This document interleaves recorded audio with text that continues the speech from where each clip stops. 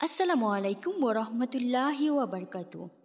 ইসলামের ইতিহাসে যে সকল নারীর নাম চিরভাস্বর ও সমুজ্জ্বল হয়ে আছে তাদের একজন হলেন হজরত আনাস বিন মালিকের মা হজরত গুমাইসা রাজিয়াল্লাহু তাআলা আনহা, উপনাম উম্মে সুলাইম। তার সম্পর্কে বর্ণিত হয়েছে, রাসূলুল্লাহ সাল্লাল্লাহু আলাইহি সাল্লাম ইরশাদ করেন, আমি জান্নাতে প্রবেশ করে সেখানে কারো ক্ষীণ আওয়াজ শুনতে পেলাম। দেখলাম সেখানে গুমাইসা বিনতে মিলহান অবস্থান করছেন। উম্মে সুলাইম ছিলেন এক বিস্ময়কর নারী। জাহিলি যুগের আর 10টা যুবতীর মতোই তার যৌবন কেটেছে।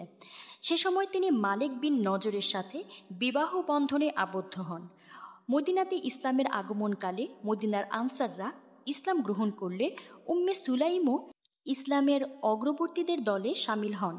ইসলাম গ্রহণ করে তিনি স্বীয় স্বামীকেও ইসলামের দাওয়াত দিলেন। স্বামী তার দাওয়াতে সাড়া দেওয়া তো দূরের কথা, উপরন্তু তাকে ইসলাম থেকে দূরে রাখার জন্য মদিনা থেকে সিরিয়ায় নিয়ে যেতে চাইল, কিন্তু তিনি তাতে সম্মত হননি। তিনি বাধা দিলেন, ফলে তার স্বামী একাই সিরিয়া চলে গেল এবং সেখানেই তার মৃত্যু ঘটল।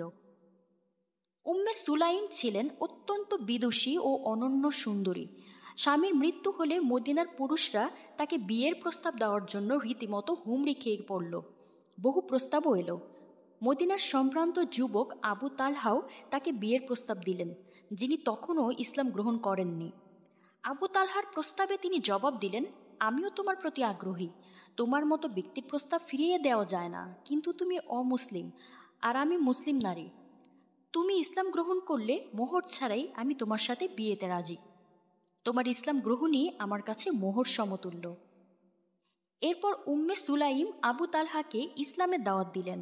বললেন, হে আবু তালহা, তুমি কি জানো না, তুমি যার ইবাদত করো সেই মূর্তি জমিন থেকে উদ্গত একটি কাষ্ঠখণ্ড দিয়ে নির্মিত, যেটাকে অমুক হাবশি দিয়ে টেনে আনা হয়েছে?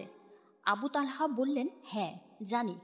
তিনি বললেন, হে আবু তালহা, তুমি কি তার ইবাদত করতে লজ্জা বোধ করো না, যা জমিন থেকে উদ্গত একটি কাষ্ঠখণ্ড দিয়ে নির্মিত, যেটাকে অমুক হাবশি দিয়ে টেনে আনা হয়েছে? আবু তালহা, তুমি যদি ইসলাম গ্রহণ করো তাহলে আমার অন্য কোনো মোহরেরই প্রয়োজন নেই। তোমার ইসলাম গ্রহণই আমার বিয়ের মোহর রূপে গণ্য হবে। আবু তালহা বললেন, ঠিক আছে, আমি তোমার প্রস্তাব ভেবে দেখব। এরপর বাড়িতে ফিরে আসার পর তিনি উম্মে সুলাইমের কথা ও যুক্তি নিয়ে অনেক ভাবলেন। যখন সত্য তার কাছেও স্পষ্ট হয়ে গেল, তখন তিনি কালেমা পড়ে মুসলমান হয়ে গেলেন। আবু তালহার ইসলাম গ্রহণের সংবাদ শুনে উম্মে সুলাইম অত্যন্ত আনন্দিত হলেন। আনাসকে বললেন, হে আনাস, আমাকে আবু তালহার সাথে বিয়ে দিয়ে দাও।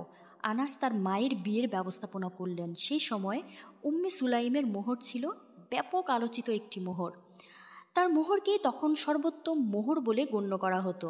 অন্য কারো মোহর তার মোহরের চেয়ে উত্তম বলে বিবেচিত হতো না।